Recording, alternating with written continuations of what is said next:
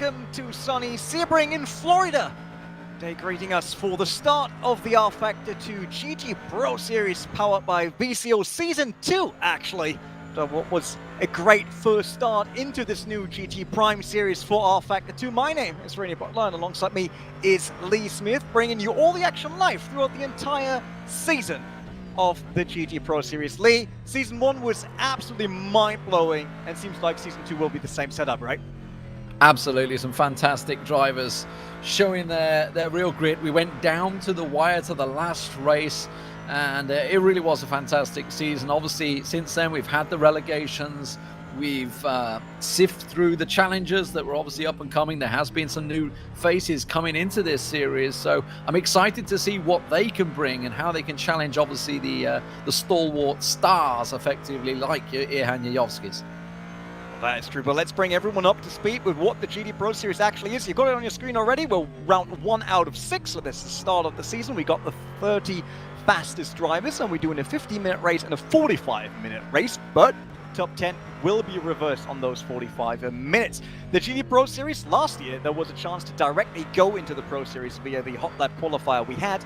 This season, it's completely different, because you either stayed in the GT Pro Series because of good results in Season 1, or like Michi Hoyer, you make your way up through GT Challenge. That series, by the way, you can watch next Monday with Lewis McGlade and Aidan Millward behind the microphone, bringing you all the action from that series. It's the feeder series of the GT Pro Series, so all the racers that want to make it here, they are on next Monday. Same settings, same track. So that will be a very interesting one. But we've got the GT Pro Series on our hand tonight. It's a €15,000 prize pool, like last season as well. And we start off at Sebring, which is a very technical track. There are many bumps, a lot of overtaking opportunities, I have to say, which I really love seeing in race 1. And we know from last season already, people can go pretty aggressively, especially on those last 10 minutes of each of the races. Yeah, last season feels like last year. It was a while ago now. Last season we saw some really explosive action, especially obviously on Sunset, the final bend. We saw some epic overtaking work from Nikodem Wisniewski, ironically, who I do see at the top of qualifying right now. He had some cracking overtaking maneuvers. I watched some of the Formula E on here last night, which actually had some of the drivers that are taking part tonight, like Yuni Simicic, who got third last night on here. So obviously a lot of these guys, they've got a lot of experience on this track. You know, these sim races, they race everywhere, they race everything, and they are very experienced. So I'm expecting to see some fantastic stuff. Obviously, if you joined us for the Challenger promotions, then we are on the international track tonight. Obviously, not the shorter national. So thank God we don't have that sharp corner at turn 2. That's true. We just saw the highlights of the track. Obviously, start, finish straight, which is great. Place for overtaking into turn 1, then turn 7, and then the back straight onto Sunset Bend, which gives a lot of opportunities to actually make a move on the car in front of you. But we also know already from our race director, Jimmy Allison, that no one is allowed to touch the white line in qualification. He was really determined to tell everyone. He told us a lot, yeah. It will be very interesting to see in the qualification that's just happening right now in the background. But we're on Route 1, Sebring, and next up is Portland, which is another new track in our schedule for Season 2. So definitely do not miss any of that, because it's a great track. Starting for us in qualification, the first car for Season 2 that's on the screen is Nikodem Wisniewski Williams Esports. They got a few drivers in this once again, and Nikodem is obviously a name that many people out there know in the world of sim racing. So he's hopefully doing a good start into his season. We should probably quickly talk about the cars, Lee, going into Season 2. We know Season 1 was all about the McLarens. Everyone was betting on a McLaren winning the championship. Then we had to realize no McLaren won GT Pro, no McLaren won GT Challenge. It was Audi actually in GT Challenge and the BMW in GT Pro. And this season, everyone is betting on exactly this car, the Callaway Corvette. Yeah, there's something like 24 Corvettes or something like that. It's 20-something. There's a couple of Ferraris, 3 Ferraris, I think, and a couple of Porsches in there, which is actually your guys betting on the Porsche. But yeah, as you say, you know, it is very much a Corvette field this time around. Obviously, there are a plethora of cars to choose from. But the pros who will have been practicing all week long for this, and then some probably, have decided this is the car to have. Now, Wisniewski on your screen, he's currently, you can see, sitting at pole in a pretty commanding position, in fairness, almost 0.3 of a second faster than Hani Al-Sabti in second place. So a cracking start. As I say, he was the winner on this track in the main race last season. He definitely knows his way around streaming, that's for sure. Hani Al-Sabti racing for Romain Grosjean Esports. So that is a new livery in GT Pro, at least, in case you're not familiar with it. You will definitely see it. Yeah, we'll definitely see that on the screen later, so don't worry about that. Jakub Brzezinski, he's currently in third. He's actually racing for Mahler Racing Team, so probably one of the liveries you know from big iRacing events, and also I think they have been in BMW, but not with the Mahler livery yet. Let's see who else is in there now that we have the tower on. So I'm currently looking for the fastest non-Corvette car, and that is position 8, Kevin Siggy, because Redline decided, you know what, BMW worked last season, we'll work this season. Well, Kevin Siggy was second overall last season, so he was the man that was challenging Wisniewski all the way. So, you know, pouring up a decent time, certainly within that BMW. It's certainly a fetching livery this time around, so it's certainly easy to spot, no doubt, in amongst the field. Disappointed that Arnie Schoenflitz decided to go with the Corvette. He was like the main Porsche man last series, and he's decided to go with the Corvette as well. Yeah, that's true. Ashira Sim Racing not on the Porsche anymore. Both Butler Pal Motorsport drivers are on the Porsche. So these are the only Porsches in the grid. Fastest Ferrari right now. That should be Martin Durland for the Jean Alizé Esports team. It's currently in 18th. And the brand new Ferrari 488 GT3, which is in its first race. Just official first GT Pro race, because it wasn't even there yet in rFactor 2 last season. I do see some questions, obviously, where Dennis Lind is. Unfortunately, he was to take part in the Challenger Series. It just so happened that he was at a track at the time. Relegation, you mean, yeah. Yeah, and didn't have access to a racing rig. So, unfortunately, it does mean that he won't be taking part, which is a shame. But you know what? These real life racers, they do have a real job that they have to prioritize, I guess, you know, when he's at a track, which I've got to be honest, you know, if you're at a track, if you get a chance to go to a track in this current COVID climate, you go. Yeah, that's you take that. You definitely go. I would love to actually get current 10th position on screen, if that's possible, because we should probably talk about him a bit more. That's Michi Hoyer, now in a Corvette, last season in an Audi, and last season also in GT Challenge. So he is the reigning GT Challenge champion, first driver to make the jump from the feeder series into the GT Pro series, and currently in the top 10 here at the first race at Sebring. So he's also streaming as well, by the way. You can watch his stream as well. You can always have that open as well. Get yourself multiple screens open, because I saw he's streaming along with a few other drivers. Yeah, there are a lot of streams out there, so if you want to see action, by the way, if you want to see action of the GT Pro series, you can currently watch that on the race YouTube, on the rFactor Live Twitch account, on VCO YouTube, on VCO Facebook and Twitter. So you can't really miss any of that. There are no excuses for not watching, because you can basically watch it on every platform out there that somehow allows to live stream. We got Kevin Siggy on the right, the Team Redline driver, the only remaining Team Redline driver, because Rudy van Buren is not in GT Pro anymore, and there's no second driver that qualified for it yet. So Team Redline with only one entry. It's all on Kevin Siggy's shoulder to look good this season. Kevin Rotting, one of the AAA Esports drivers, a new livery, you know, so we have to get used to a new look for this season. And just to attest how close the field is, I mean, obviously we're looking at about a second between the field right now. But I see down in 24th currently is Petar Bilyak, and he was the man that was leading last night in the Formula E quite convincingly, until his wheel decided to disconnect and then finds himself in the wall. So not for the first time from what I hear, by the way. So hopefully he's not going to have too many problems tonight. Make sure everything is connected. Obviously this is the problem, you know, sometimes just like in real life, your car can fail you, your gear can fail you sometimes. So I hope he's managed to sort that out, and we'll be looking for some hot racing today, because at the moment Nikodem Wisniewski is the man to beat, and still convincingly at the top. He's holding his position there. It's the last few minutes, another 3 minutes here in the qualification, and it's Wisniewski. But second place is someone new, and that is Erhan Yayovski, last season's champion, also coming from Roman Control Esports. That's the team you have on your screens right now, with Risto Capet being his teammate. Risto, though, a bit further down, only on 10th right now. Not what we would expect from someone like Risto Capet, but I'm pretty sure he can do well this race. So Ken Michihara, we know that he's really, really good at Sebring, so that will be an interesting one. Kevin Siggy made it up to 7th, so he is the quickest non-Corvette driver right now, which is probably another really interesting trophy for this year, being the quickest driver that's not in a Corvette. Trophy. There should be. So it's looking good for Redline. That's nice. Jan van der Heijden's a Sancho outfit.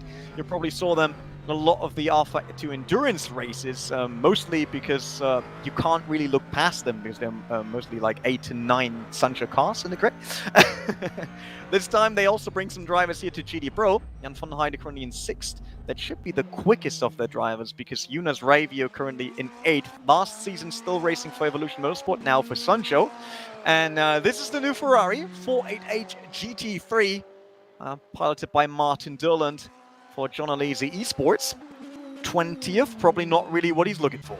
He's the highest running Ferrari, though, at the moment, from what I can tell, with Peo just behind him in the Porsche, actually. Peo just behind him in the Porsche in terms of times, 157.645. Bearing in mind the current pole is 156.665, which is a mega lap from Nikodem. But looking at, as you say, Siggy, Siggy's not that far behind, 157.025. It's a pretty quick lap, 0.3 behind. Martin probably not taking that corner exactly how he would like. I'm pretty sure he was doing some sort of settings there, rather than actually focusing on what he was doing. Kevin Rotting here on your screen, and Robin Parsa, as I say, you're going to get used to flicking through all of these Corvettes as the day goes by. Lots and lots of Corvettes. Just get used to the liveries, just as we will be.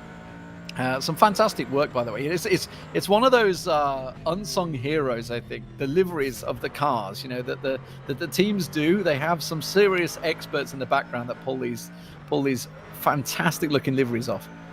And that's true. It's really one of the big parts of sim racing, and being able to represent your sponsors and your team on the liveries. And it's great to see over the years, especially, how far the, let's say, livery game came.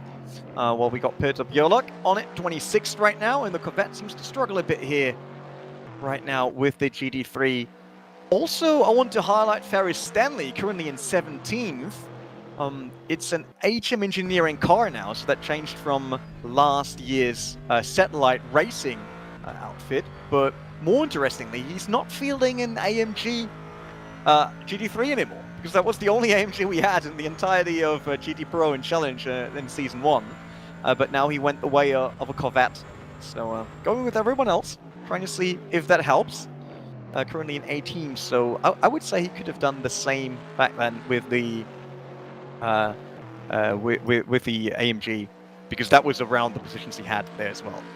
So if you're new to GT Pro, you should know that obviously we are qualifying. This would be for the sprint race positions, and once again it'll be the shorter race, and then obviously we have the main race after that, and the top 10 will be shuffled about. So what I mean as at the moment, as you were to look at it, say if we were to finish this way, then Nikodem Wisniewski would be starting in 10th place in the race if he was to continue his pole position and finish first in the sprint race, and vice versa for Kastorp. He would be starting on the pole position for the main race. Of course, that's getting ahead of ourselves just yet. It's all about the qualification and find where they're going to be in the sprint race. And it's looking like most of the times are set. So it will be Nikodem Wisniewski and Yayovski, the obviously champion current holder, just behind him on the grid in second place. And right on their tail is Jakub Brzezinski, then Journey Simicic and Hani Al-Sabti. Basically, the 5 big names of rFactor 2 Esports, I would say. Jan van der Heijden from Sancho is 6th. Doesn't look bad at all. Let's see who's actually still on the track. I see Risto Capet will now cross the line, currently in 9th. Let's see if he can improve his time. He did, but that didn't really help. Still ninth. Nothing changed there. And with that, we have no one running for fast lap anymore. Means this will be the starting grid for our sprint race. Nikodem Wisniewski starting his Season 2 adventure with a pole position. Definitely not bad. Erhan Yayovski not far away from it, which is great for the reigning champion, as he will probably try to get a back-to-back champion. And we also see a BMW in 7th with Kevin Siggy, so I'm pretty sure the Team Redline will be happy about that. Yeah, some as you say, anyone that's watched the series before, anyone watched Season 1 will be well aware of these names. Obviously, most of these were all running and running very well. Great to see Jan van der Heide doing well as well in there. But where did our man finish in there? Michi Hoyer, where was he in the end? Was he 14th? I think he was. So he was obviously the winner of Challenger. So great to see that he's already got himself pretty much in the middle of the field and given himself a real chance at reaching that top 10. Yeah, for starting GD Pro, I would say 14th is still fine, even though I'm pretty sure he wants to be in the top 10. I'm currently looking, and someone asked if we actually have Porsches. Yeah, we do have Porsches a bit further down the field, but Wisniewski will start Season 2, Yayovski second, Brzezinski in third for the Mahler Racing team, and then the first Burst Esports car, Joni Simoncic. So we got all the big names, including Roman Grosjean Esports in the first 2 rows. Aniel Zapti, Jan van der Heide, then the first BMW with Kevin Siggy, and Younes Raivio basically playing support here for van der Heide, Risto Capit, and Yuri Kastop, and full Roman Grosjean Esports row 9 and 10, and then 11 is the first Evolution Motorsports car, and Alex Siebel is teammate right next to him, so it seems to be about teammates being next to each other. Arne Schönfleet changed from the Porsche, Giro Racing to a Corvette, 13th. Michi Hoyer, our GT Challenge champion, on 14th. I missed 15 and 16 though, I have to say. Kanistraci, Wave, Freem Esports. I think that's the first car next to Ferry Stanley. And then Michael Sedlacek in the Ferrari and Nuno Pinto closing up the top 20. Yeah, so as you see, it is mainly all about the Corvettes, but there's Martin representing the Ferrari in there. There are a couple of Ferraris you can see slowly running through. Of course, it will be once again a rolling start, so the drivers will be taking that first warm-up lap, getting themselves into position. Chiara in the Porsche at the back. It's a bit of a bright one, that one, Rene. I got to be honest. The livery is pretty lively for your Butler Pal Motorsports. It's definitely a fierce one, but as you can see, rolling start. It will be Nikodem Wisniewski that will set things off. And as soon as I actually don't know the starting point, I got to assume it's after Sebring. After Sebring, obviously it's after Sebring, after Sunset Boulevard, that they can gun it. I don't think it's the Ormond Straight, is it? If the start is after Sebring, that means we have to wait for race 2, which will be kind of just bummer, drive slow all the way around. That will be not that good. And we're on board with Kevin Siggy, who has a lot of Corvettes around him. That's a lot of V8 sound coming through his helmet into his ears, I would say. But it's not far off with 7th position, so there are some possibilities, and it will be interesting to see. Kevin Siggy is a very strong starter, and he can do very well in these cars. Let's see if it helps that he has all the experience basically from racing the BMW out of Season 1. There was a BOP change throughout the in-between time, so cars changed a bit. Let's see if we can still handle it though. Further down, we got Yuri Kastop in 9th. I think he's 10th. Yeah, it's Risto Capit in 9th. That will be interesting as well. Yuri, a very aggressive driver, loves making some cool moves for the camera. Let's see if that leads to something here. Maybe get some bit further. But as you said already, we know that we have the reverse grid order, right? So if you can't get any move around and you're still 10th, 9th, 11th, then it's better to just aim for 10th and take the pole position in the main race and see what you can do there. Yeah, it's a tactic we saw obviously before. There are technically more points in the main race than the sprint race. Everybody gets 150 points to start with right now for taking part. And then it's maximum 20 points for the sprint race, whereas the actual main race will be maximum 35 points for first place in that. And we'll run down the order. We'll get to that as and when we need to, because as it is, they are just getting set to go down the Allman Straight and then obviously round Sunset, and we're away. Now, one last time that they actually roll on the backstretch here, which is one of those highlight points where you can actually make a move using all that slipstream down into that heartbreaking point. This is Ruben's favorite moment. He gets to get them all in one camera shot. They look perfect. They look lined up. They look ready to go. Jimmy's just about ready to give them the go-ahead there as the Williams sets to start himself out. But as I say, he will be on the outside of Sunset, so it won't be going until, I assume, we just about hit the straight. And just to make it clear, because the drivers have drilled this into them, they cannot go wide around the paint on Sunset Boulevard. You cannot have a big wide swing. Keep your eye on that one as we're getting ready to go here. Nikitin Wisniewski starting things off. They're lining up, and they're going to be gunning it as soon as they hit the straight. And we're going to be getting ready to go, Rene, for the start of the GT Pro Season 2. Definitely, Season 2 powered by VCO is starting. There's the first Corvette. That was a Roman Grosjean Corvette going all the way to the wall there. Nikitin Wisniewski with a great start, definitely not being challenged here into turn 1. There is still Jojovski right on his tail. Jakub Brzezinski managed to get third. I saw Yuri Kastov going into some battles there with the Burst Esports drivers further down the field. A lot of movement right now. So far, it looks clean though, besides that one wall tap. There wasn't one wall tap, but it didn't take anyone out. It was just a simple his own problem. He managed to deal with it, and it is looking pretty clean as he comes up towards Big Ben. Straight away, you can see Nikitin Wisniewski stretching that lead already over Jojovski, hot on his heels. I think that's something we're going to be saying all the way through the season. It's one of those drivers that I expect to see up and thereabouts all the way through. As I say, let's start spinning down the line to see if we can catch any early overtakes on the initial first lap. I can see Jonas Ravio close up behind on Al Sabti.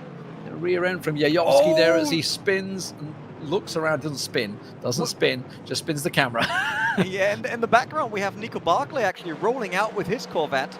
That's the One Atco team, so he's not running full pace anymore, and his teammate Borja Milan is also 28th now, so something happened there. A lot of position changes around Jonas Ravio though. He got Hani Al-Sabti right in front of him and Kevin Siggy on his back, so Siggy lost one position in the start. It seems like the BMW was not up to pace there early on.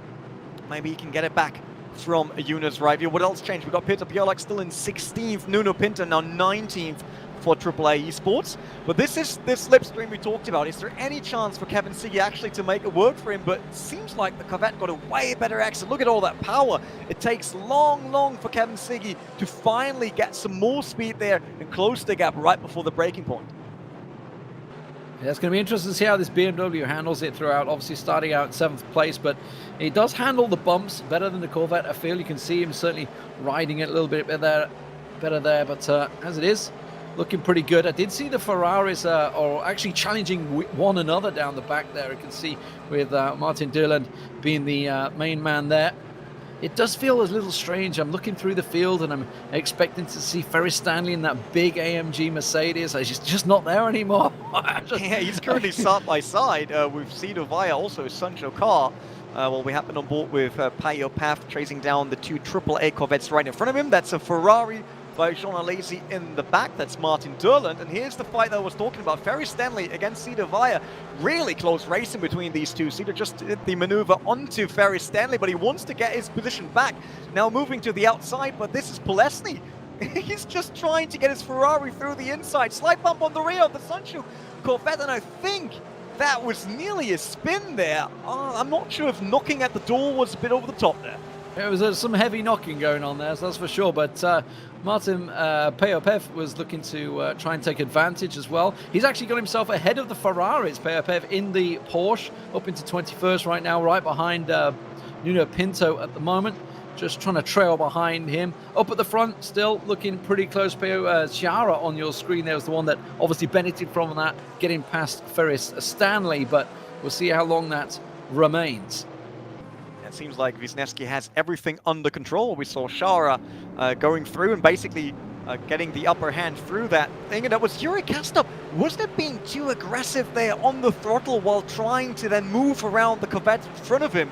Basically lost a bit of traction in the rear and then slammed it into the wall on the right side. We saw the right front fender was a bit bruised. So let's hope that he's not losing a lot of speed. This is Stanley. He lost the position to Shara due to that maneuver from from the Ferrari that tried to pass through that hairpin, but easy for First Stanley to make a move here with the slipstream around the Porsche. Further down the field at Risto Capit, actually, sorry, Alex Seibel, he's got Arnie Schoenflett obviously all over him at the moment. Further down, that's 10th and 11th place. It's actually almost 3 wide coming into the Big Bend, trying to squeeze it round, and Schoenflett's just almost trying to muscle his way through. I think it's Yuri Kastorp, It's Yuri Kastorp that's just muscled his way through past Alex Seibel, dropping down from 10th down to 12th now, as both Arnie and Yuri, the veterans, squeeze their way past. And we saw Schoenflett last season in the Porsche, who was always there for a surprising good result, I would say, for Ajira Racing. Great to see him racing here again. Yuri Kastorp made that move, but it worked out for him. Alex Seibel, Evolution Motorsport. This time they're actually 2 drivers. They lost Jonas Raivio, who was racing under the flag in Season 1, but he's now with Essential livery here in Sebring. Haniel Sapti looking up to 5th position. 5th is Jan van der Heide, so that is one of those Sancho drivers. A lot of support from the team. It's a really big outfit and putting a lot of work into their endurance racing, but they're also doing good here in GT Pro, as you can see, with being in the top 5. Wow! Sapti. What was that power braking there on Sapti? Does he? Is that a new feature? Does he have 2 brakes in the front, or how did it work? Wow, I wasn't sure whether Van der Heide had maybe brake checked him a little bit earlier, but Al Sapti certainly ran it very, very close to the back end, and now he's actually looking to try and make a move as he gets into Sunset. Not too sure whether he's going to be able to hold it around the inside. Will have a quicker drive once he hits the straight, perhaps, but obviously we've got Van der Heide is going to be carrying more speed around that outside, and will have the inside line as they turn into turn 1. And he should be able to, I was going to say, he's just going to force him as wide as he can and run it round. Oh, no! It was looking so clean. They do lose one. Oh, no, Kevin Siggy got caught up in that as well. Kevin Siggy in the BMW, the front-running BMW, and that's caused chaos further down the field. It's getting very messy as cars swerve left and right to try and avoid the danger. And that's obviously put Van der Heide down to 24th position. He was the man trying to make the move. I can't really mark who was at fault there, as they were pretty much neck and neck in turn 1. That was really unfortunate for Kevin Siggy, who just got collected there in turn 1 by the 2 half-spinning Corvettes. Kevin Siggy now in 17th position, so that had cost him a lot. Very unfortunate for him. But might see that in the replay. That would be great. Yeah, they're going side by side, and then we see on Van der Heide not really getting the front end to turn early enough to get into the apex with that connecting Haniel Sapti. And then obviously they also get Kevin Siggy involved there, and the BMW just spinning out. Very unfortunate. Definitely not on Kevin Siggy, that one. They lost all the positions. It seems like his car is okay, though, at least compared to Nuno Pinto and Kevin Rotting, the 2 AAA Corvettes right behind him. Well, we got Shara on the screen, and then we got Borja Milan. That's the 1 ACO car that you see in the middle of this pack, and then Burst Esports Robin Panzer, the teammate to GT Challenge champion Michi Hoyer, right on the tail. See what they can do here. It's interesting to always see the different characteristics of the cars that we have here. The Corvette obviously very, very strong, even though the Porsche has better traction coming out of the turn, which basically gives it a slight advantage here when going onto that straight. But now you see all the power of the Corvette pushing it really hard, and Zippy has to try to defend the inside here on Sunset Bend. Yeah, some aggression as well further up the field. Jajovski's closing the gap on Wisniewski. Simicic is actually closing the gap as well on Wisniewski. He's very much on his tailpipe there. So the front runner's starting to test it a little bit, obviously, as we close into the last 5 minutes. Here's Arnie Schoenflett with, I think it's Yuri Kastorp behind him, or is it Al Sapti that's just behind him there? It's Al Sapti that's having a look, obviously still in 8th with his Redline teammate just behind him. Not Redline, sorry, it's the Roman Grosjean Esports. The new team. I say not so new, they're about 6 months old. Yeah, they're in it for quite a while now. And we have to report a missing item, actually. So in case you're at Sebring track right now, if you see Nuno Pinto's rear wing, please return that to AAA Esports, because I can see him running in 27th without any rear wing. And I can tell you a GT3 car not really working well there. Looking now from Kevin rotting 17th onto Kevin, Siggy and Martin Durland. Currently having a fight here. The Ferrari versus the only BMW in the field. You see Kevin being quite aggressive over the curbs. They're trying to use everything. But Martin Durland in the Ferrari is pushing hard, and Peyo Pafner with a Porsche also getting involved. Yeah, just keep on trucking, as it were. Simoncic doesn't look like he wants to put the pressure on. Now remember, obviously, as we close in on the last 4 minutes here, it is all about being in that top 10, which is where Alex Siebel is currently sitting. He does have Michi Hoyer behind him, and what a move that would be for Michi Hoyer. Obviously started out down in 14th place. If he could finish in that 10th place, the challenger that came through, winning the challenger and getting himself up onto pole for the first race of the GT Pro Series would be absolutely fantastic for the first race. Of course, he's still got to get past Alex here, so let's not get ahead of ourselves, but it's a nice little story developing further down the field. Obviously, we're keeping an eye on Kevin Siggy, unfortunately running now in 20th place after getting collected earlier on. Michi Hoyer, speaking of him, he's making that move. He's going for it on the inside of Alex Siebel on turn 1, and he looks like he's managed to make it stick. Very nicely worked there. Hasn't quite concluded yet, though, because it is going to wriggle out through turns 3, 4, and it looks like Michi Hoyer with the inside line will be on the outside in the second, but into the big bend will have the drive. Certainly this is going to be sticking. Just hope nobody collects themselves, and look at this. Look at Dennis Jordan sneaking in behind, looking to try and take advantage. Yeah, I mean, these are Evolution Motorsport teammates. They can push each other through side by side now with Michi Hoyer. Michi, who looked like he will get position 10 with that move, might even lose another one now, being pushed down to 12th. Goes a bit wide after they happen. That gives a chance to was there a Rizzi in there? Wasn't that his teammate before? Oh, it is. Yeah, it is Lorenzo Rizzi for Waveframe Esports, who also gets involved. So that will be another lost position for Michi Hoyer. So basically, trying to get from 11th to 10th, ending up on 13th. That's how close this field is. There's one mistake, you open the door once, and everyone is just acting like it's Steam Summer Sale again, trying to grab everything. Absolutely. Nice little look there. Looking further up the field, Al Sabti, obviously he's been involved in a fair bit already. He's still looking to get past Schoenfliet further up in 7th position. Sticking on his tail, obviously, as we were talking about teammates, he does have Yuri Kastorp up behind him as well, so maybe see if he can make that move as Ali tries to go defensive there. Now, that's going to be tricky with two of them approaching from either side of him, but he is going to try and cut it as deep inside as he can, so he will be safe for now, but they are very much getting the draft right up behind him into turn 1. What we see here on the straight is that Kevin Siggy seems not to be up speed anymore after that big crash, because he's chasing down Wojciech Plesny in that Ferrari right in front of him, but he's not able to he's gone. He's gone. Schoenfliet's gone. He's gone off. It's 7th place. He got the spin as well. I don't think there was any connection. I think he was just being too defensive, and he's just collected somebody else there as well, sitting in the middle of the track. He should be get out of this one, but he's lost the top 10. I think it was him. I don't think it was Michi Hoyer. Wasn't his teammate? It was. No, it was Michi Hoyer. Oh, no, it wasn't. He's still in 13th. He just won one position due to that. I see Kevin rotting the AAA driver. He also came off the grass, so he could be one of the drivers that was involved there. Arne Schoenfliet down to 21st.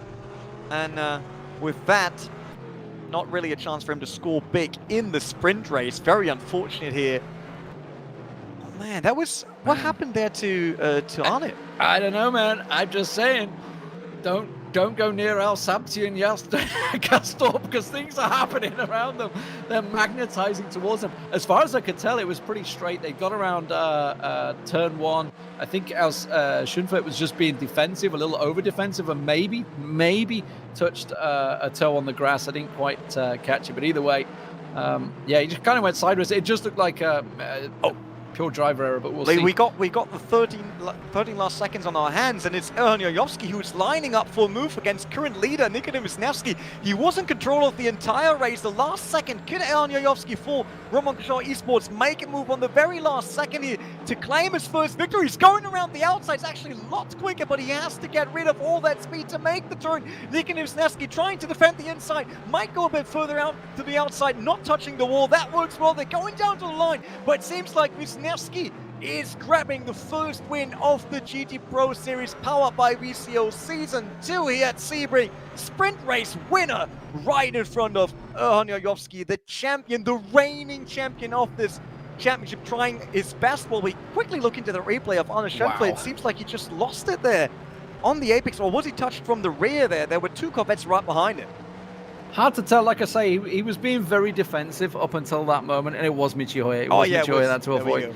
But going back to that finish, now it was reminiscent of Season 1. However, last time it was Wisniewski that made the move. I'm pretty sure it was on Rudy van Buren, actually. I don't think it was on Yayovski. I think Yayovski was third place in that one, and it was Wisniewski that made it work last time around. That was Kevin Rotting getting collected. Unfortunately, nothing he could do about that one, but yeah, some incidents in the sprint race. Of course, it does mean we have our top 10. Now, I may be wrong, but I think Dennis Jordan squeaked into 10th place. He did squeak into 10th place in Evolution Esports Motorsports, which does mean, obviously, he's going to be starting at the front as we have our top 10 flip. Yeah, that will definitely help Evolution Motorsport to have a bigger impact on race 1, but I have to say, wow, Wisniewski and Yayovski really waiting until the very last chance to get the win here in the sprint race against the Williams Esports driver Nikodem Wisniewski. But Nikodem, he kept his cool. That was well done, I have to say. Defending on the inside, not getting confused by Yayovski being way quicker on the entry on the outside, as he obviously has a lot more space, but then he has to scrub more speed to not hit the wall. I think that was a worthy finish to our first sprint race of the season, definitely showing what the GT Pro season will be at this time again. Yeah, certainly a very active race, be it whether there's any incidents that were driver faults or simply just errors. We'll leave that to the capable judges. That's not for us to discuss. So, but yeah, a lot of very interesting racing. Obviously, the Corvettes are the mainstay, the main show. Unfortunately for Kevin Siggy, he was running in 8th place in the BMW. Obviously, was collected by one of those Corvettes on turn 1. So hopefully he'll be able to shake it off and get himself back in there. As I say, talking about the points, there's plenty of points to be had throughout the sprint race and the main race. 20 points for first place down to 1 point. It runs all the way down, I think 15 places or something like that. And then the main race, 35 points for first place on the main race, then 30, 28, 27, 26, etc., etc., etc. It goes down the field. So even if you're, not running in the top 10, you're still looking to collect a lot of points. So it's very much worth sticking around and making sure you get yourself throughout there. Obviously, this GT Pro Series, we have, 6 races throughout. So plenty of points, plenty of prizes as well, Rene, to be had for every race. Yeah, definitely. We split the 15,000 across the 6 races of this season, and then there's a 3,000 prize pool at the end for the champion, basically. So it's not like single races aren't worth anything. They are worth cash money, and also Fanatec steering wheels. So the guys have a lot to go for, and this time it was Nikodem Wisniewski who took the win in sprint. But as we saw there in the replay, Erhan Yayovski collected the Williams Esports slightly on the rear when they went through. And I wonder if that's a fight that will just continue in the main race, as they will obviously start next to each other, with Wisniewski starting from 10th and then Erhan Yayovski starting from 9th. So we do just have a small break for the drivers themselves. Obviously, shake it off, get ready. They're going to be going into the main race, which is a longer race. Obviously, the sprint race was just the 15 minutes. So they're going to get themselves set up. But of course, these guys, they've all been doing their endurance races. They're well aware. This is easy for them, effectively, Rennie. I've really enjoyed watching some of the endurance races. Actually, they've been happening over the summer. So it's great to see sim racing growing and developing as it has during these hard COVID times. Definitely, we had a lot of sim racing action throughout the last months, and it's great to also see the GT Pro Series being back after Season 1. We will move on to our 45-minute main race. So compared to the usual rFactor 2 endurance seasons and championships you see, like the Virtual Endurance Championship, which is an official rFactor 2 league, it is very short. We are here at a sprint racing championship, so racing is slightly harder and you have to get your moves done way quicker without any pit stop strategies compared to the usual endurance racing. But we had great racing action already in the sprint, so I'm sure that main race with a flipped top 10 will get us even more action on the screen. I wonder now, with Wisniewski being behind Yayovsky, if Yayovsky is able to maybe get through the field just a bit quicker to get away from Wisniewski and get that overall point lead after round 1 here in Sebring before going to Portland, which is another new track that we visit in the GD Pro Series. For that, we actually lost Imola, which isn't part of this season's track list, as well as Indianapolis, which wasn't in for season 1. So there are new things to discover for the drivers every season. And there's also the last track, race number 6, which is still to be announced which one that is. So I'm pretty sure we will have a very interesting season. So 45 minutes, a top 10 flipped. Everything else stays the same. So nothing changing there. No pit stops. Very unlikely unless you actually get damage. So it's all-out racing once again, Lee.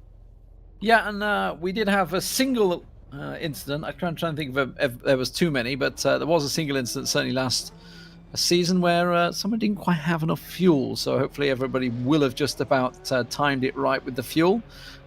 There is, as you say, no pit stops, so don't want to see them running a little too light as they try and set themselves up and obviously give themselves as much as an advantage as they can. So the grid will just get sorted out and we'll be getting the rolling start once again ready to go. As we say, Dennis Jordan will be starting on the front with his teammate alongside him. So great for Evolution Esports. But yeah, this is a look at the Roman Grosjean boys. It's been it was actually a good first race for them, right? Al Sabti running well, was looking good. Yeah, let's be honest here. The Roman Esports guys, which is the car you have on your screen right now, they bring a ton of top drivers to the GD Pro Series. It is Erhan Yayovsky on that car, who's obviously the reigning champion. You also got Hani Al Sabti, who's doing very good in the BMW M2 sim competition that we're running. They got Risto Capit, who's always good for a top 3 finish.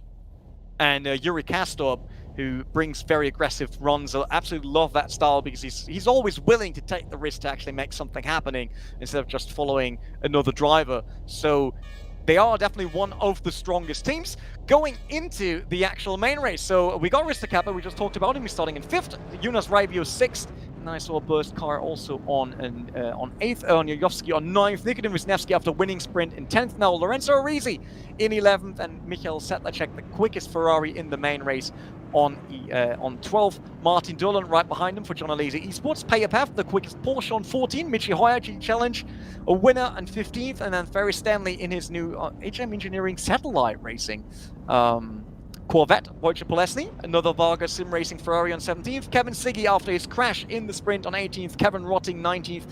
And Jan von der Heide only 20th. He was good for top 5 finish, so definitely one to watch. Arne Schoenfeld, 21st. Struggling compared to the Porsche he was running last season. Panzer, then Shara.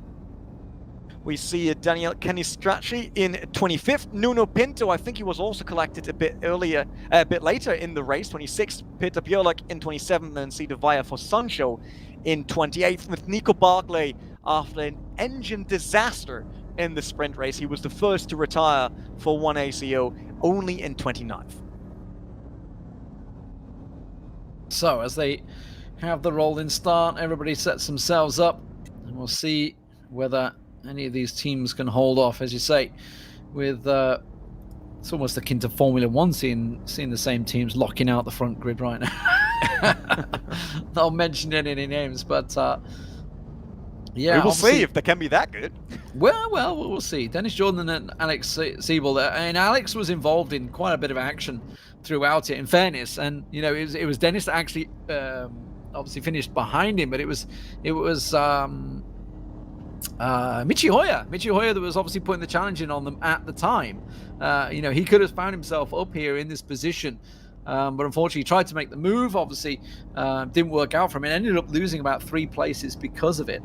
And then obviously later on getting collected, trying to avoid the crash. But it does mean that Dennis Jordan obviously will get the advantage of starting out. We'll see whether it can work out. Obviously, as we do tend to find with the main races, obviously it does get shook up a fair bit, especially with obviously with Yojovski and Wisniewski and even Brzezinski I bring into it, and Simičić. They were all running really fast in the qualifying, so I'm expecting them to certainly put some challenges in there. It could be certainly a much more livelier start. I'm hoping that it is a clean start. Obviously, we love to see clean racing here in the GT Pro Series.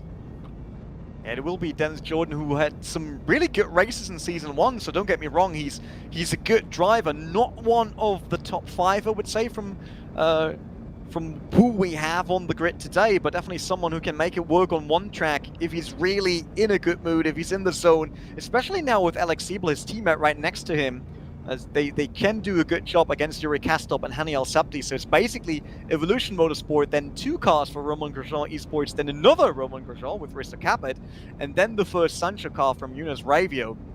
And before we see the first Burst Esports Corvette, piloted by Journey Simičić next to Marlis Jakub Brzezinski. So I'm not saying they will be overtaken easily, because I know Dennis Jordan can be very calm and collected. I'm pretty sure he can deliver a good start into the main race, and if he gets away from any early fights, then he might even have a chance to stay first or stay inside the top 5, I would say, from his pace. But we see Yuri Kastop, that's the Corvette, by the way, that's basically in the exhaust system of Dennis Jordan right now. He's trying to get his car highlight as second place if he's going a bit quicker, because if he's getting any closer to Dennis Jordan, then Alex Siebel will drop from second to third. So very interesting how Yuri Kastop is willing to put the nose of that Corvette next to the other drivers. See if there's any interesting attempts at the start as well. Obviously, we saw a wide swing last time. I also want to see whether Nico Barkley can make it round the first corner. Obviously, he went out very early. Was one of the first victims to go out, and with the DNF very much ready. But we are about ready to go as they start to roll around Sunset. And Rene, let's get things going. Yeah, Dennis Jordan is off the line. Alex Siebel right behind him. He's able to slot in between him and Yuri Kastop, which is great for Dennis right now. That gives him a lot of space, but Yuri Kastop already on the move. We saw that in race number 1. He was a bit too aggressive with the imports and smashed it into the wall. This time it worked out better for him. Still in 3rd. Nikita Wisniewski still in 10th, by the way. I'm always looking at the front runners from sprint race, while we see Journey Simičić being next to Jakub Brzezinski right now. That's the Mahler Racing team on the outside there. The car with the blue-in crane on the edges. That was a small touch there. Simičić pushing the Mahler car a bit further out. And with that, he will remain in 7th, at least for now. Yeah, tight start, no doubt about it. Simičić just managing to hang on in there, but this is what we expect, right? We expect with the turnaround, everybody's going to try and push in. Kevin Rotting actually looking to get past.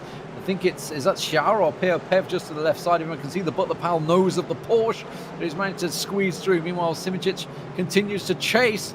You can see R8 Grosjean, all of them lining up ready to get past the top 2, doing what they can. It's Pev that's watching the battle roll out as he's getting past on the inside. Very bumpy tracks, always crucial to get all that traction. Pev is now on to 18th. We saw him losing out against the Corvettes on the straight. There's obviously a big problem. Nikita Wisniewski is already up to 8th. He started 10th, so he passed Erhan Yojovski, he passed Jakub Brzezinski, which puts him in a really good spot right now, because with this he's basically point leader. Dennis Jordan is still leading the pack in front of Alex Siebel and Yuri Kastop, so Yuri not yet able to do any move on the leading Evolution Motorsport drivers that were starting this race. Long train down the backstretch once again. On board now with Peopaf against Kevin Siggy. That's the Team Redline BMW. Siggy trying to cover at the inside line. So the Porsche has to move to the outside again. We always have to be aware of all the other cars. You saw that in the back. As soon as Peopaf moved to the outside, everyone trying to have a look up the inside, trying to see if there's any chance to make a move, but Peyo lost a lot of speed there in Sunset Bend. It's definitely not helping. Yuri Kastop now side by side with Alex Siebel. They touch, actually. Siebel nearly spins the car, catches it once again, but he's dropping 2-3 places. No, 2 it is, right next to Yunus Ravio. Not quite sure what happened there exactly. I had it on the screen, but I'm not sure who turned into whom here. And Yuri Kastop now down up to 2nd place, which leaves Dennis Jordan without any teammate support and any cover here, and basically free to hunt down by the Romain Grosjean team right behind him. Yeah, looking for some action here, trying to see if they can catch up. It does look like the Simoncic is also going to put the pressure onto Risto Capit as they continue to try and chase. But it is Dennis Jordan, as you say, still in that lead. Simoncic on your screens there, continuing to try and catch as much as they can. But it is Dennis Jordan under very much a lot of pressure now. They're going to be feeling it. As soon as they saw Siebel go to the side, they were like, right, okay, let's pick this off. Let's make it work. Yuri Kastop certainly in the right position. I know he's been streaming because I dropped in his stream just before the race began, so he did say very serious mode, do not talk to me. And absolutely at this stage he is in biting distance of getting first place in the race. And once again the maneuver, Yuri Kastop, he moved to the outside, and then it seems that Alex Siebel went a bit far the outside, trying to as much momentum through that corner as possible, and with that collected Yuri Kastop. But it was, unfortunately, it was the Evolution Motorsport Yuri's driver. make a move.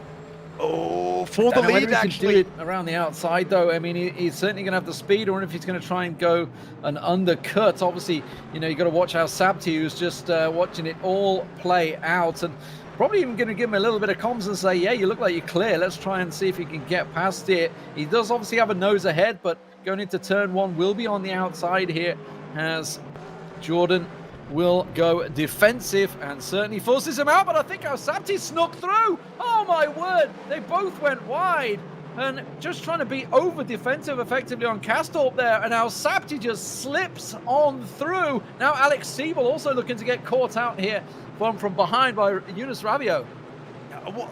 I'm not sure that if Jordan actually was on such a defensive line here that he collected with Yuri Kastop that slowed both down, because they have been in the grass, and Daniel Sabti, as you said, he just sneaked through there all of a sudden from third to first. And now it's a Romain Grosjean double lead here with Sabti, Kastop, then Jordan and Siebel, so both Evolution cars the back up. Let's see the replay once again. That's Daniel Sabti's view onto turn one. Once again, Kastop on the outside. It worked for him on the previous lap. And here, oh, it's the same touch as on the previous lap. Look at that. Once again, both cars touching while they try to rotate. That obviously stops the rotation for Dennis Jordan, who's not getting the front end to turn as much as he would like to. With that, going for the outside, and Daniel Sabti just through, now our new leader. So let's rewind a little bit and let's look what's happening further down the field, because Nikodem Wisniewski is now up to 8th position. He's ahead of Hanjayovski and Brzezinski, so he's starting to make his way through. He's got Simoncic ahead of him next, who's also obviously nipping at the heels of Risto Capit. So things definitely liven it up. They always do when we hit that race, when that turn, everybody flips over in the top 10. It definitely livens things up, and more so than we were expecting. Normally, you tend to wait until certainly looking towards the last 15 minutes, but they are making moves right now. And Nikodem Wisniewski, he's got Yayovski right on the inside of him. Will be able to hold off, though. And again, this is going to be close all the way. It will be very interesting to see if Wisniewski can move further up the field. I mean, it's not bad. Well, he definitely wants more. We see Jakub Brzezinski's car in the back of Erhan Yayovski, but this is now the Evolution Motorsport. No, that's the Sancho car, actually. We're with Yunus Raivio, and in front of us, that is Alex Siebel, after he lost second position due to that small touch they had with the Romain Grosjean Corvettes.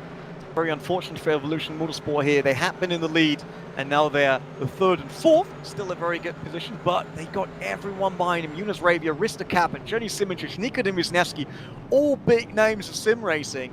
So not easy for Alex Siebel here to hold them off, trying to buy more time basically for his teammate Dennis Jordan, who is currently at a podium spot in third.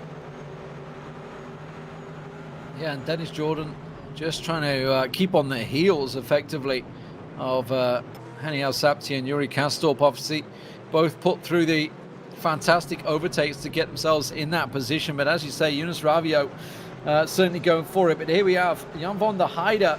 Now keep your eye, because obviously he was up in the top 10 running previously, up on Kevin Rotting, and you can see the Porsche just ahead of Pev as well, certainly keeping the pressure on. It's getting a little messy further down the field. I can see bobbing and weaving. There's not just these four that are involved. There's two more behind looking to try and see if they can benefit from any mistakes that are made by Ferry Stanley. in 17th position. He's the red Corvette in the lead right now of this pack. Yeah, we could definitely see that Jan von der Heide can be quicker than that. He was a front runner in the sprint race before his accident, and now he has to go through all these different cars. The same basically for Nikitin Wisniewski, who just had a quick look up the inside here from Journey Simičić. That's the burst car in front of him, but real chance to be aggressive or to make a move. Payo still trying to defend against Kevin Rotting. That's a triple A Corvette. Capit sneaking through on Yunus Ravio. Ravio's been looking to try and go aggressive on Alex Siebel, and it's almost cost him because suddenly he realized he'd had to be defensive, and it does look like Risto Capit maybe to make this one stick on the inside. No, he's not quite got his nose ahead, and Ravio will shut the door as they move into the big bend. And so Ravio, I mean, he was right on the backside of Alex Siebel a moment ago, because he's lost almost a second there, suddenly realizing, hang on a minute, they're suddenly trying to sneak through my inside. I'm going to have to go defensive.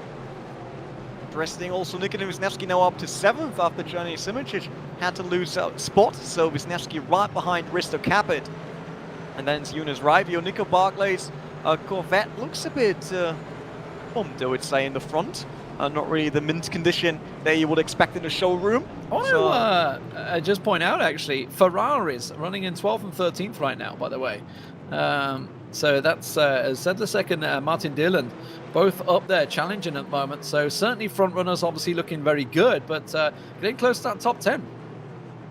Yeah, really interesting that Sedlacek and Dillon, the two Ferraris, so one by Vargas Sim Racing and the other one by John Alesi Esports. It seems like they stuck to each other like magnets throughout sprint and main race now. So they're still next to each other, but this is Risto Capit against Nikitin Wisniewski. Beautiful entry into that corner. Is trying to get his car as big as possible in Risto Capit's rearview mirror. Was not enough space there to really make it stick, but that was the first attempt by Wisniewski, showing Capit clearly that he wants to move past and wants to get onto Yunus Ravio. And it seems like Wisniewski currently really being able to position the car wherever he wants, and he's very aggressive right now. He's going for a move each and every time, but that's Simičić now on the outside. It seems like Simičić is quite quick there. They bump into each other's cars once again. That was the front right fender into Wisniewski's door. Simičić now a chance to get back his position and look at from early on. Yayovsky sneaking in behind them as well. He's trying to see any advantage he can make from this. And so Wisniewski did get past Simičić. As I say, Simičić third here last night in the Formula E. So certainly well aware of this track. Been racing hard. But oh, what's happened? That's going to be Brzezinski. Brzezinski just got collected back there. He's gone off. I didn't see whether he just outbraked or what, but he has spun and down he goes, tumbling out. So let's have a quick look at what happened. This is Risto Capit and Yunus Ravio on the right. So into turn one, and Yunus got a bit sideways there, lost a lot of traction, not really getting the power down out of that corner, giving Risto Capit a run up the inside, but able to come back before breaking points, so still being able to stay in his position. Jakub Brzezinski, the Mahler Racing Corvette, down to 18th after what just happened there, the little incident. So further down the field, once again, bringing the two Ferraris, by the way, up to 11th and 12th. So nearly a top 10 finish. Top 15 of the day, actually, get money from these races. And that was Jakub Brzezinski against that Romain Grosjean Corvette. And it seems like under braking, he wanted to turn in, but there was another Corvette already and the grass on the other side. Yeah, it looked like he was coming into the braking zone. As you say, it was kind of boxed in a little bit and looked like he clipped the grass as he was braking. So maybe that's what started the spin off. But unfortunately, that means he's going to be spinning down into 18th position. Does not mean that Sedlacek in the Ferrari is now in 11th place, so almost into that top 10. Now, obviously, the front runners, Al Sabti and Kastorp, we saw them making their moves on Jordan and Siebel, and it does mean that further down the field, it's really Risto Capit that's under pressure now. Simičić obviously retook his position, got it back off Nikitin Wisniewski, and now he's looking to get past Risto Capit. Looks like he's got the bit between his teeth. Yeah, I just love the comeback here by Simičić. I mean, he lost the position to Wisniewski already. I was pretty sure that Wisniewski will just go into the top 5 now. But instead, Simičić is attacking Risto Capit into turn 1. We highlighted it as one of the best positions to actually make a move here in beautiful Sebring, Florida. But didn't work out this time. And with that, as soon as you make a move and it's not sticking the first time, you got the next car right on your neck. And that is Nikitin Wisniewski, the winner of the sprint race. And behind him is Erhan Yayovsky, the champion of Season 1. So it's a lot of pressure right now onto Risto Capit. That's one car in the pits. That is Robin Panzer, the Burst Esports driver. Where is he right now? He's not DNF. He's left himself too much space. Surely Simoncic has left himself too much space, and yeah, you cannot leave that space for Wisniewski. Wisniewski neck and neck alongside him. He will have the inside line here, but he's going to... Oh, don't go 3 wide through there. You cannot make it stick. And Wisniewski will indeed come out on top. Simoncic just had to give over. Now the question is, will Yayovski be able to sneak on through as well? They're all looking to try and take advantage, and it does look like Simoncic is going to slip down from 7th to 9th. Yeah, Yayovski also through, so that's another Roman Shaw car going for the top 5 position here. And Johnny Simic is really trying to get every curve basically centered below his car there, really cutting as much as he can. But there's also still Lorenzo Arisi, who we're on board with right now, the Waveframe Esports car, that might have a chance here going into Sunset Bend, because there are Ferraris behind them. The gap to the Ferraris is a bit bigger to Sedlacek and Durland. So if Arisi wants to try, there's definitely a chance, because the Ferraris won't be able to jump on him immediately. Yeah, it's not too big a gap though. I mean, any big mistake will certainly cost them. So now Risto Capit, the man that they're all hunting down in 6th place. There is a gap formed of about 2 seconds between Alex Siebel in 5th place and Risto Capit in 6th. So Risto Capit's the man that Wisniewski is going to be chasing, along with Yayovski. He's hot on his heels the whole way through. Do not take your eyes off that man. And still, Rene, we have just under 30 minutes to go. Normally, we don't see this action until around about the last 15 minutes. It's a quiet first half an hour, and then they get going. But they seem to be on it all the way. I think they've all been missing the GT Pro Series. Definitely. I mean, last season it was exactly that. We had good starts, then everyone settled down a bit. They're trying to create gaps. And then the last 50 minutes, it was hell break loose, basically. But this time, everyone is on the run early on, and this is Kevin Rotting trying to look at the inside of Payo Path on the left there. And can the AAA Esports driver pass him here? The Corvette really strong. Look at that, passing the Porsche easily, it seems. And then the braking. Yep, no chance for Payo Path to defend that. And he had to cover up the inside immediately because there was another Sancho car. So as soon as you get involved in one fight, you basically have to watch at least 2 other cars. What has happened? So somewhere, some mistake has been made. Alex Siebel has lost his position to Yunus Ravio, and there was at least a 2-second gap there, so I can only imagine that's an unforced error we saw that. We saw that. Alex Siebel actually went into the grass at one of the chicanes. I missed that completely. I was looking for action. He actually cut the chicane a bit, lost a lot of time there, and had to give up the spot to Yunus Ravio from Sancho.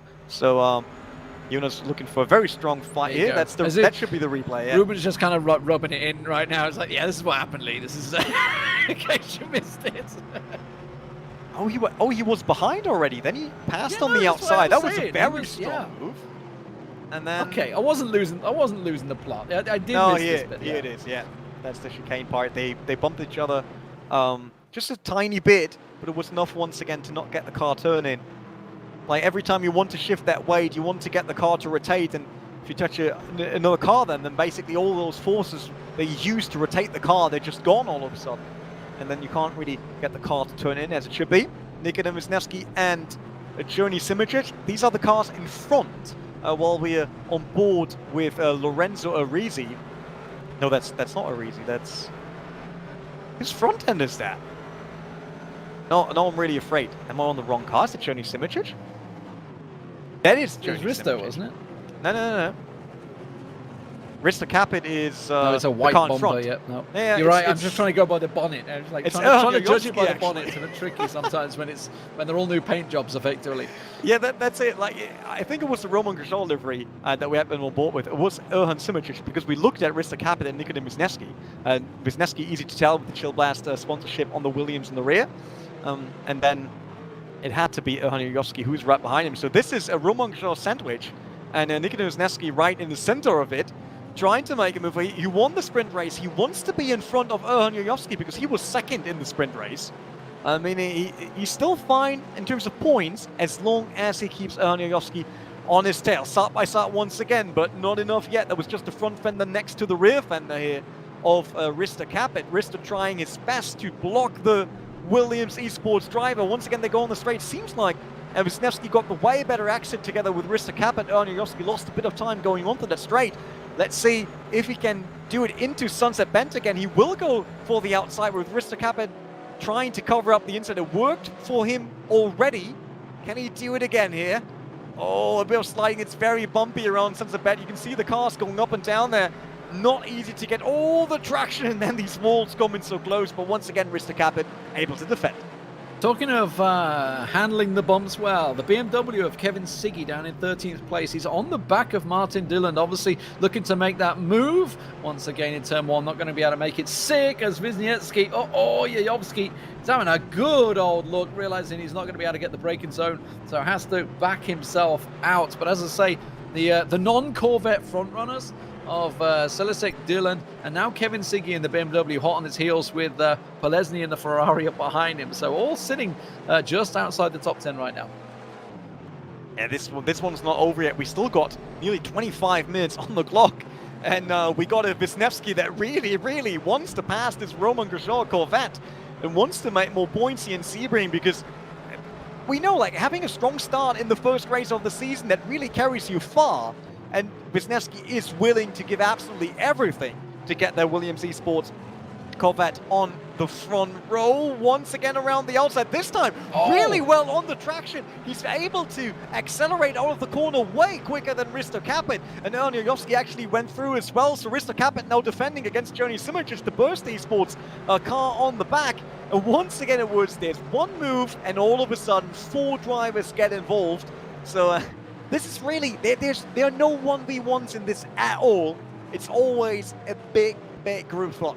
What a beautiful move it was, though. Nikitin Wisniewski proving just why and how he's so good. Now he's got himself a bit of ground to make up onto Alex Siebel. Everybody's going to be tracking him behind him. Dennis Jordan's been putting moves onto Yuri Kastorp, by the way. He's very much on his back wing right now. That is obviously second and third place. Obviously lost a position earlier on Dennis, but he's managed to hang on to the coattails of Yuri throughout. So certainly putting the pressure on as we see once again more action around Sebring. Risto Kappet under pressure, Wisniewski and Yayovski. Simic trying his best. He's going to be on the outside of turn one, though. And now Wisniewski's going really wide to swing it just as wide as he can. And that may cause problems further down the field. And Simic, you can see just about hanging on. Risto Kappet's view is what we're watching it all from right now as we see him. And Arisi is the man you're watching from to see it all play out. Simic, he's not going to be able to make it stick. He'll be on the outside here. And in the end, we'll have to cut back in. It's very interesting to see Erniowski now fighting with, it's not Yayovski, Kappet fighting with Simic, because that really keeps him away from actually closing the gap to Yayovski, who wants to chase down Wisniewski, because that's important for the championship. While we see Michi Hoyer going a bit sideways here, Tokyo Drifter theme playing in the background basically. And the break, and then over the curb, and the car was gone, trying to catch it. Beautiful slide here in slow motion from the Burst Esports Challenge champion to someone coming from the feeder series into the Pro Series. Still doing a good job here in his first race. I'm absolutely sure that we will see more action of Michi Hoyer throughout this season. Although the biggest fighting group still is Wisniewski, Yayovski, Kappet, Simic, and Arisi. Alex Siebel, by the way, he closed the gap to Yunus Ravio. That's what you have. Oh no, that's not what you have on no, the this is screen Dennis right now, Jordan and Yuri Kastorp. Jordan also closer to Kastorp all of a sudden. He's been on his back for a good many laps. Let's put it this way. But he has closed it, and he's certainly been putting pressure and forcing Kastorp. While obviously this battle's been happening further down the field with Wisniewski and Yayovski, he's been very much on the coattails, just trying to force an error out of Kastorp. He may have another look once again, but you can see Kastorp's quick to it. And when it is just the two, it feels like they're getting embroiled in this battle, and it's actually giving Al Sapti a chance to get further and further ahead of Yuri Kastorp, because he's having to be a bit more defensive now as the rest of the field closes. Further down, as you mentioned, Yunus Ravio does have Alex Siebel also on his backside as well, so all trying to put the little moves in further along. Side by side, by the way, between Arisi and Simic, and it seems like Lorenzo Arisi will make it work in turn one. Yep, he's passing Johnny Simic, so the Waveframe Esports driver now up to 9th. We'll obviously stay with the camera on this group here further the pack that is Dennis Jordan. As he said, Haniel Sapti now without anyone challenging him, and we know from the BMW series already that if he's able to just do laps after laps after laps, there's really nothing that can stop Haniel Sapti from taking the win, even though it's still another 20 minutes, and we know in GT Pro, everything can happen in 20 minutes. We could see basically last place winning this race still. Well, I'm going to take an educated guess and say something happened further down the field, because I do see that both Martin Dillon and Kevin Siggy, who were close to one another in and around the 12th and 13th position, are both out now, and Polesny is the front-running Ferrari effectively, with Ferry Stanley up behind him. So clearly there was an incident down there that we've not quite caught on. It's a shame, because obviously they were the top 10 runners, or just outside the top 10, as we see once again Dennis Jordan sniffing the fumes of Yuri Kasdorp. He's definitely in a good mood right now. He's running well. He's quick enough to stay with Yuri Kasdorp, and there's enough time to actually find him. Ruben's on it. Oh wait, that's Martin Durland. Oh, that's two Ferraris. I mean, there are only three of them, and they managed to crash two into each other. And see, it's Siggy. Siggy catching the back of Durland, and then he catches that, and then that's literally it. Corvettes win. Yes, just saying, how did we manage to get all the other cars involved in one crash, ensuring that the Corvettes will definitely all be up front? I mean, that's the BMW, that's it was just missing a Porsche. Yeah, exactly. So now there's, like, as I say, I don't know what happened, because obviously we see what happened, but there is a single Ferrari running up there now, which is Polesny, further ahead. So, okay, that's what happened. So just simply all collecting one another. And as I say, they were just outside the top 10. That was 11th, 12th, and 13th at the time that happened. It was during the same time that obviously Wisniewski, Yojowski, Capit, Arisi, Simoncic were all taking over each other multiple times to get themselves in that position. Speaking of which, by the way, Yojowski and Wisniewski have broken away from Risto Capit a small amount, as expected. The first and second place from the sprint race, and obviously time runners are looking to close the gap on Alex Siebel. Payapath versus Peter Bielak. That's the other Williams Esports Corvette we're on board with right now. They are actually fighting for quite a while already. We can see that also with the damage on the Porsche's rear. Engine is also in the rear, so better be safe than sorry there. Not destroying the cooling.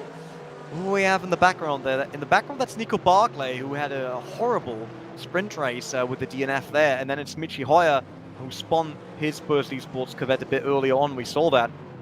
Oh, once again, side by side. Still Bielak versus Payapath. Payo defending into each and every turn right now. We see Peter Bielak really being fast enough right now to, no matter what kind of move he does, he's right on the tail of the Porsche again right after. He's not losing any time. There's no gap creation for Payapath right now, so I fear Payo will either have to withstand this for at least another 18 minutes, or he will break in, let's say, the next minute.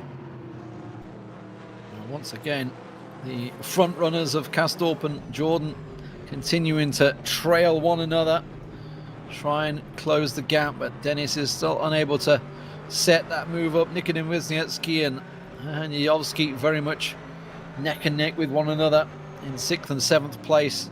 Just a small braking advantage between the two, effectively, as they go through turn one. The Ferrari, the front-running Ferraris, you see there, Polesny, he's down in 11th position right now. Still a lot of work to do for him as he trails Yoni Simoncic, who unfortunately for Simoncic was the one that lost out in the battle, effectively coming down from around about 6th place to 10th place. Simoncic was running in the Audi R8 in the GT Pro Series 1, but he's in the Corvette this time around. Kind of miss the Audi R8 GT3. It's a great looking car. And for next season, actually, we saw that by race director Jimmy Ellison. They sent out an email already to all the drivers that for next GT Pro season, due to, I mean, these cars have been BOP new before going into the season. That's Dennis Jordan versus Yuri Kasdorp, so he finally tries to make a move to get back on 2nd position. But they got a new balance of performance, but with everyone being able to test out the cars the entire time, as soon as someone finds something that's quick, other teams tend to jump on the same ship, basically. Everybody talks to one another. Yeah. It's not necessarily that the Corvette is the quickest car right now, like from all 13 GT3s, but everyone just agreed on, oh yeah, if they're using it, we're using it, because then we're on the safe side. So for next season, there will be a system avoiding people getting the same cars. So there's no information yet out there in the public regarding if it will be picked based on positioning, or if it will be some sort of draft, or if there's a certain limitation to how many cars from one manufacturer you can have. But there will be a system in place for next season to ensure that we will see way more cars, because that's the beauty of GT3. Although I have to say, now with everything being Corvette, it's obviously quite close, the racing, which is great to see. Yeah, I mean, it's like the McLarens and the BMWs of season 1, effectively. As we continue on, you can see Yovski's point of view on the right-hand side, continuing to chase. The reason we're sticking with these two is because they were first and second in the sprint race, with Wisniewski just ahead of him for the Williams Esports. Further up the field, obviously, Hani Al-Sabti currently leading the race. We've not covered too much of him. He is almost 3 seconds ahead now of Yuri Kastorp and Dennis Jordan, who's actually backed off a little bit from the tailpipe of Yuri to alleviate the pressure. That's given Yunus Ravio and Alex Siebel in 4th and 5th a little chance to gain some ground. On your screens, Petr Briliak was running very well. Obviously had a moment later on, which is why you see him down in 18th position at the moment, as Lorenzo Arisi tries to close down Risto Capit just ahead of him at the moment in 8th and 9th. I really want to get back to the fight of Yuri Kastorp and Dennis Jordan, because I really think that Jordan is setting up everything to make that move on Yuri Kastorp for 2nd and 3rd. Hani Al-Sabti now up to a 3-second gap already, and that's Petr Briliak in the wall. Unfortunately there for the Williams Esports Corvette. They won't be happy about it. Well. Pev's gone as well, his engine's gone. So it was a connection between the two. Yep.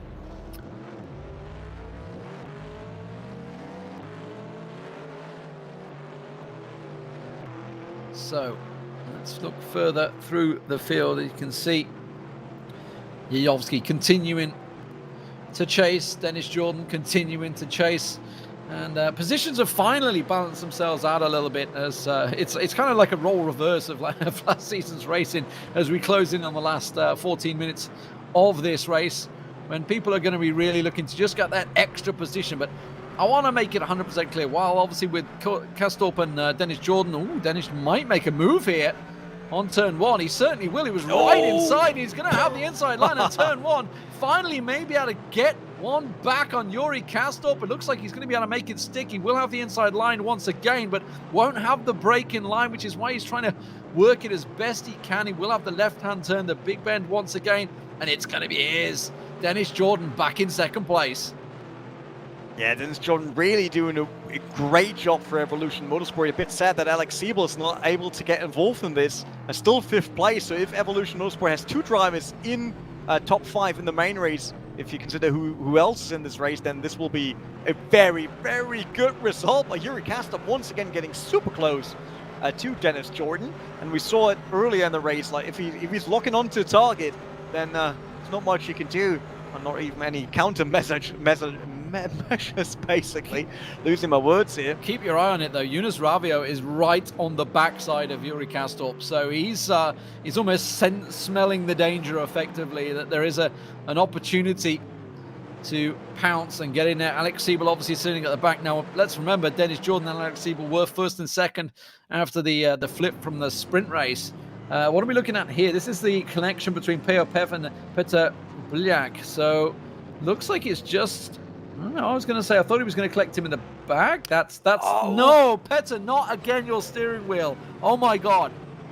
Yeah, I wonder if it's that, because I think Bayer blew his engine here. That's what we see. Look at that. There's absolutely no power coming out of the hairpin, so that engine is gone. And then Petr Briliak, he tried to follow Bayer path, was too close, then realized that the Porsche is not really going, and then had to avoid the connection, went over, and it seems like something then went wrong for him while being on the curb there. Hope it's not his steering wheel again. That would be absolutely devastating. 2 nights running. 2 nights running.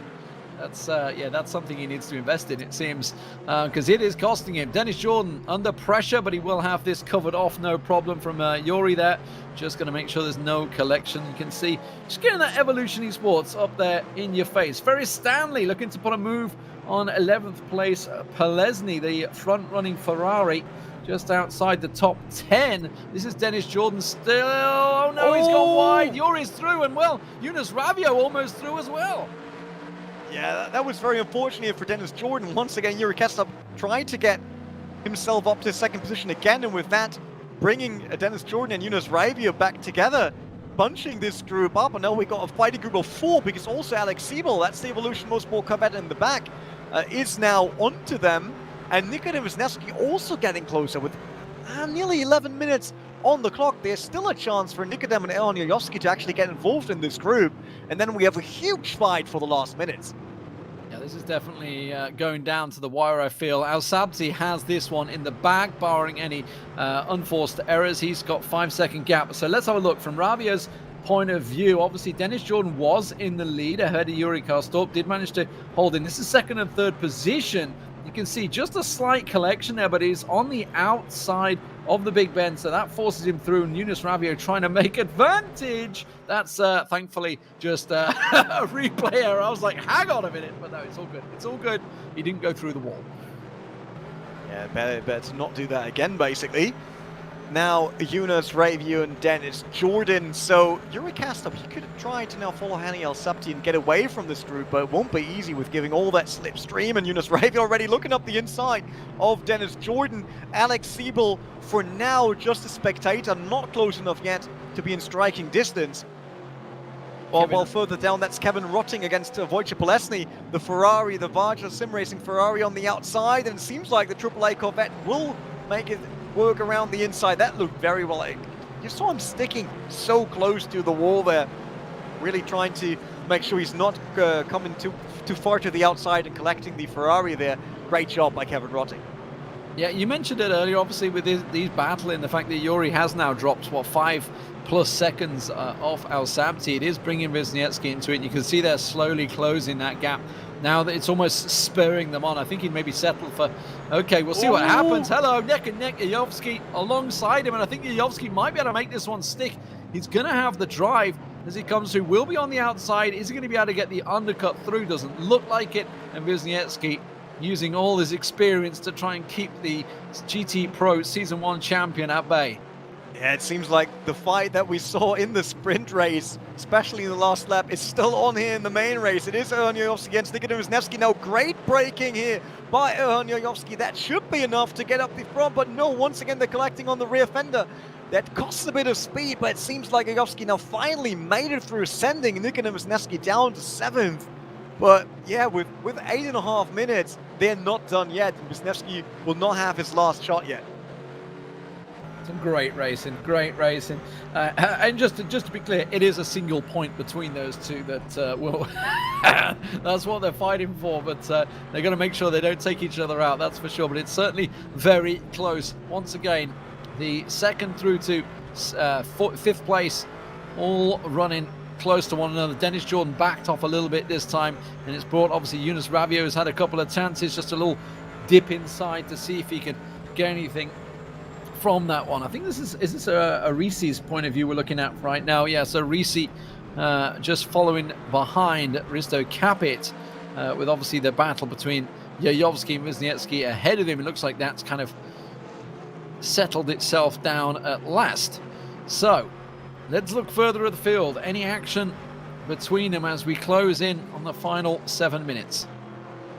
Yeah, now the hot times basically start. We see Sedlacek and Schunflit on the Corvette, and then it's Sedlacek left in the Varga Sim Racing Ferrari.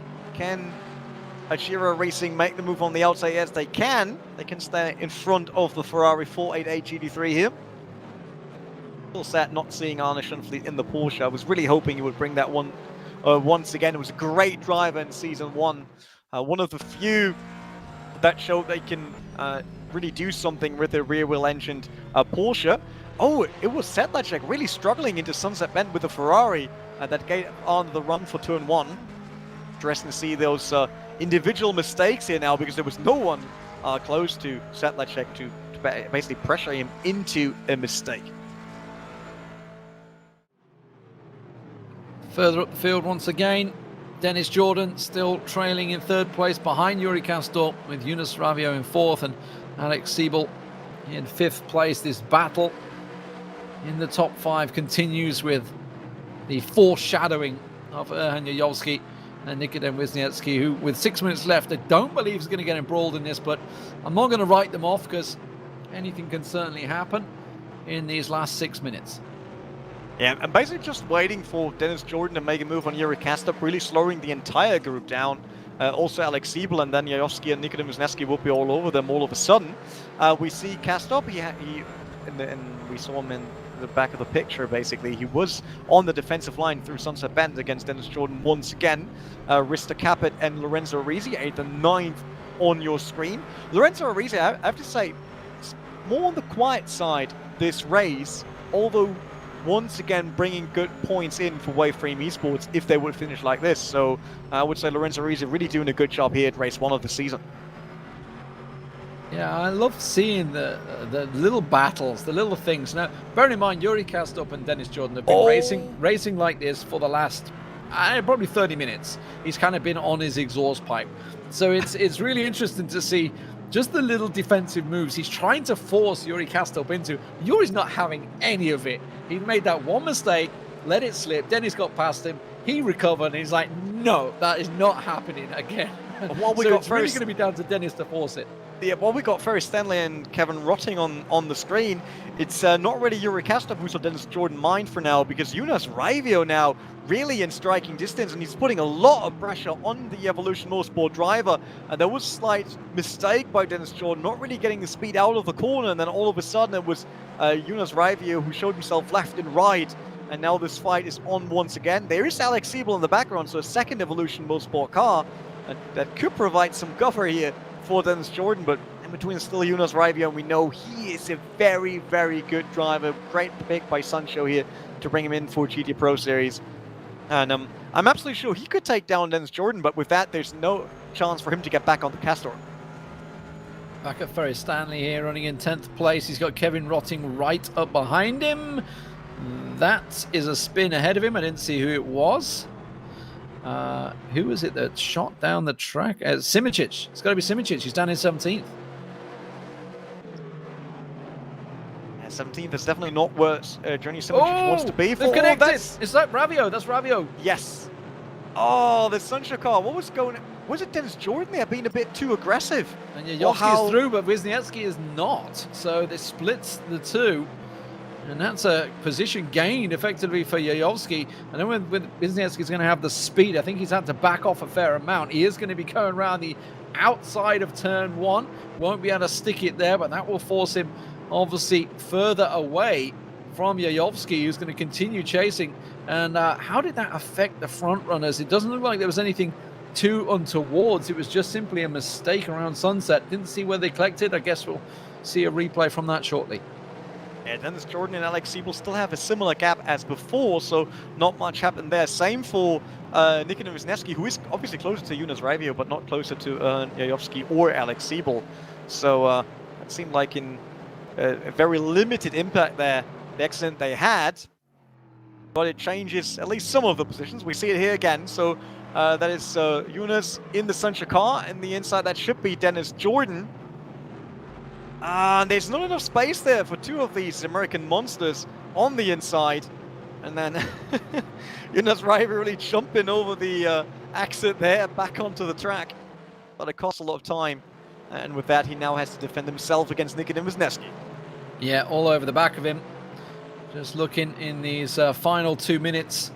If Wisniewski wants to make that move, he's going to have to make it very much in the next moment or two. It does look like that Yuri is now separated a fair amount from Dennis Jordan, certainly enough with 2 minutes to go that he should be pretty safe in that second place, along with Dennis Jordan in third. Alex Siebel now obviously in fourth after starting out in second place, and it does mean that Yayovsky up into fifth position. What a great drive from him. And Ravio having to go defensive here. Wisniewski now, tries to go around the outside. He made it work in GT Pro Season 1, but not going to happen this time in the two Corvettes. But he may have the drive into turn 1. Looks like he's tucked under the nose, and he's going to try and make the move now on the inside. Has he got enough ahead of it? It does look like he has. He's going to be able to stick it around. Now he's going to have the inside line on the next turn 1, outside of turn 2, and once again outside, I believe, on turn 3. And yeah, it looks like Ravio should be able to stick it, unless he could just force him wide like he did there. Yeah, a lot of action now all over the place. The last minute we have is we go split screen once again. Jonas Ravio against Nikodim. No, that's not Nikodim Wisniewski, sorry. Jonas Ravio against Nikodim Wisniewski. They're alongside each other wrong. still. Yeah, Ravio's made it back. Ravio has took, that was a beautiful breaking move onto Wisniewski. Fantastic. And Jan von der Heide, after a great run in sprint early on, it seems he's struggling a bit here against, is that Sedlacek? Yeah, in the Ferrari 488. Wisniewski's going for it, back up the inside. This is all happening once again, and this time Ravio's been forced a little wide onto the grass. And what's going to make it happen? Who can come out from it? Capit and Arisi will sneak on through. Ravio down into 9th place. Disaster for him. But now Capit and Arisi looking to get onto the back of Wisniewski. And there's basically not enough time to really think about making a move, but you just have to go for it as soon as you see a gap there. Rista Capit now really in the slipstream of Wisniewski and Lorenzo Risi. That's the car right in front of us here, but as we're looking from Jonas Ravio hood cam onto the backstretch, let's see who gets the better exit. It's definitely not Arisi, but Capit seems to be very, very close to Wisniewski. Is there a chance to make a move up the inside, go into it, while it's Hani Al-Sabti crossing the line for the first main race win here for Roman Shaw Esports? They missed it with Erhan Yayovski in the sprint race, but they got it here with Hani Al-Sabti in the main race. But Nikodim Wisniewski, he is able to hold off everyone else. So Rista Capit, Lorenzo Risi, Jonas Ravio all behind the winner of the sprint race. But with Erhan Yayovski being 4th, there will be more points on the side of Yayovski compared to Wisniewski's win in the sprint race. I totally miss Yayovski taking Alex Siebel. I didn't see where that happened because I was so focused on Wisniewski and Ravio. That, incredible drive from Yayovski. There's no doubt about it. From 9th up to 4th place. That's why we love the reversal from the sprint where he finished 2nd place. Wisniewski obviously 1st place in the sprint, which was 20 points. And then a 6th place in the main race. Ferry Stanley up to 10th place. Great to see. Ferry Stanley, obviously, he took part in the relegation effectively, didn't he? Managed to keep his way in here. Oh, this is, you love to see it. Love to see it. Let's have a look at the Roman Grosjean. All 3 align, by the way. Al-Sabti, Kastorp, and Yayovski. And now they've got 4. Now they've got all 4 there. Love it. Yeah, Sebring, it's not that wide up here for all the Roman Shaw Esports cars here. They're doing their best.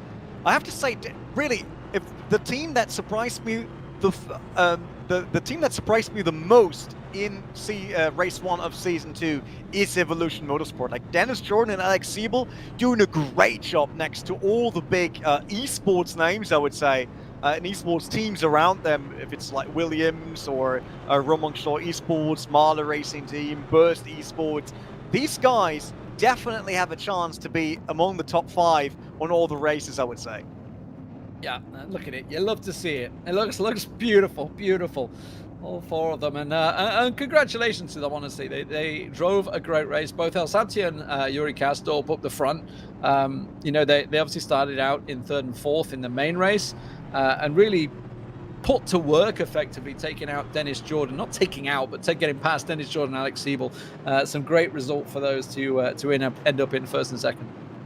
Yeah, Hani Al-Sabti getting away with the win in the main race, basically uncontested from the start. As soon as he managed to get onto 1st position, he was off in the distance. Yuri Kastorp, his teammate, in 2nd, Dennis Jordan in 3rd, Yayovski, and then Alex Siebel. So 2 Evolution, 3 Roman Shaw Esports in the top 5. No Williams, with Nikodim Wisniewski only being 6th.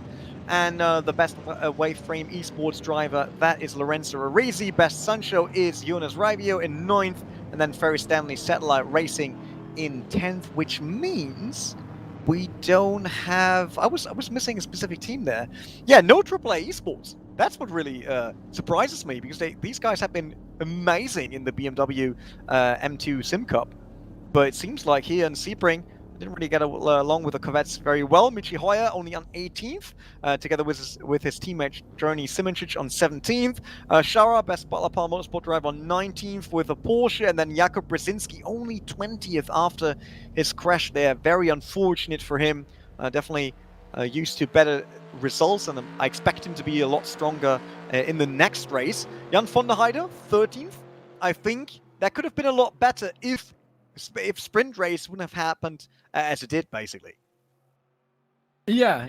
I mean, if you think of the end of the sprint race, we were so close to seeing Michi Hoyer maybe starting things off at the front. Could have definitely changed the whole race around. We had pretty much jam-packed action in both the sprint and the main race this time around. So really fantastic race. And as you say, I don't know whether it's down to the fact that everybody is in the Corvettes, making it fairly equal, but some real impressive overtakes coming through around the track. Obviously, a lot of it was focused around turn one. That's where a lot of the action was, but we did see a fair bit more further around the track as well. So it's nice to see that it was livening up around Sebring. Yeah, definitely. I mean, the first race shows what the rest of the season can bring. We saw a lot of action in Season 1 already. Season 2 seems to be a bit hotter, actually. People are not waiting that long anymore, as the season isn't that long with just 6 races. And talking about 6 races, next week, we will visit Sebring once again, but then it will be Lewis McGlade and Aidan Millward bringing you the rFactor 2 GT Challenge powered by VCO. That's the feeder series for GT Pro. Don't miss that at all before we actually pack our things up into the plane and then over to Portland for round 2 of the GT Pro series. So that's a new track in the schedule. It wasn't there in Season 1, so it's new for all of our drivers in terms of the GT Pro action. Will be very interesting to see the racing there. If you're into content around the rFactor 2 GT Pro series or GT Challenge series powered by VCO, then definitely check out social media, either the rFactor 2 social media or the VCO social media. They're posting a lot of video snippets from the race, highlights, racing pictures. They've got a huge library that you can access with screenshots from the race. So if you want to dive into details on what happened, that's the best way to do so. Talking about details, there will also be a winner's interview on the VCO Esports studio right after this one. So as soon as we close the stream here, make sure that you keep an eye on the VCO social medias, where you will see the interview with Hani El Sapti hopefully soon, because I really want to know how the race was for him there. And then there's nothing left to say other than that was a lot of action for race 1, and there will be way more action in race 2 and all the coming races, Lee, right?